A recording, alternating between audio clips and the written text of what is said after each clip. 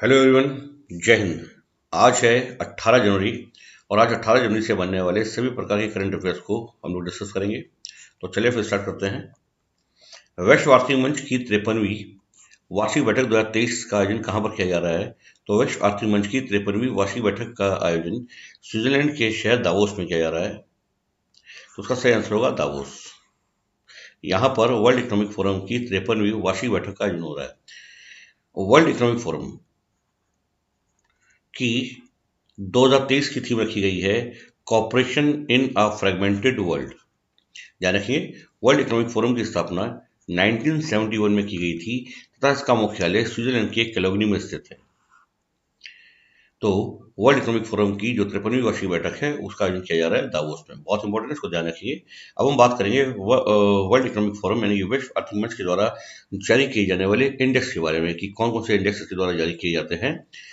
तो जो index world economic forum के द्वारा जारी किए थे इस प्रकार है: global gender gap report, global risk report, global travel and tourism report, energy transition index, global competitiveness report.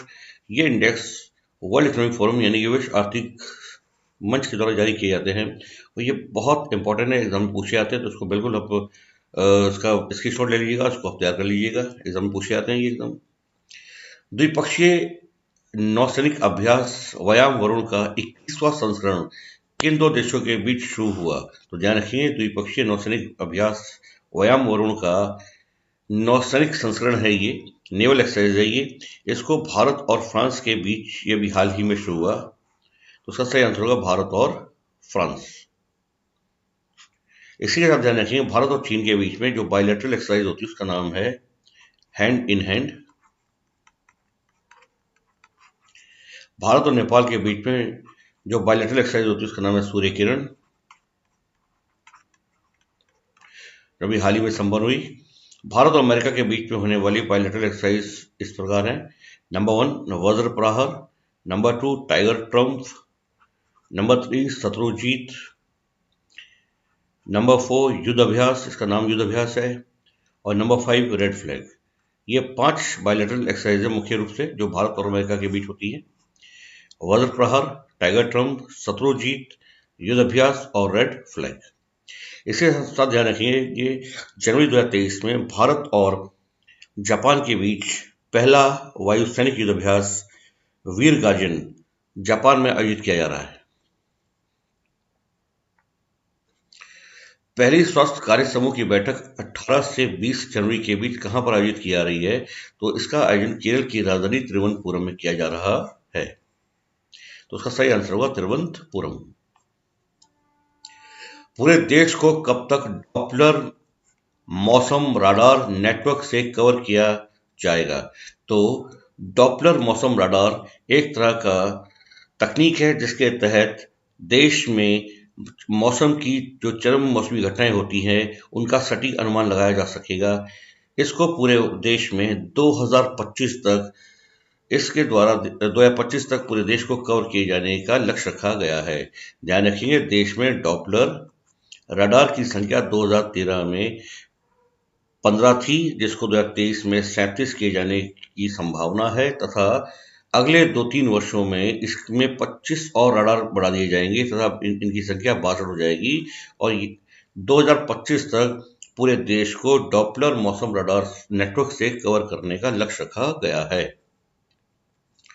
किस भारतीय टेनिस जोड़ी ने जनवरी 2023 में थाईलैंड के नोटबोरी में बैंकॉक ओपन खिताब जीता? तो ध्यान रखेंगे, यूकी बामरी और साकेत माइनेनी ने थाईलैंड में आयोजित किए गए बैंकॉक ओपन टेनिस का खिताब अपने नाम कर लिया।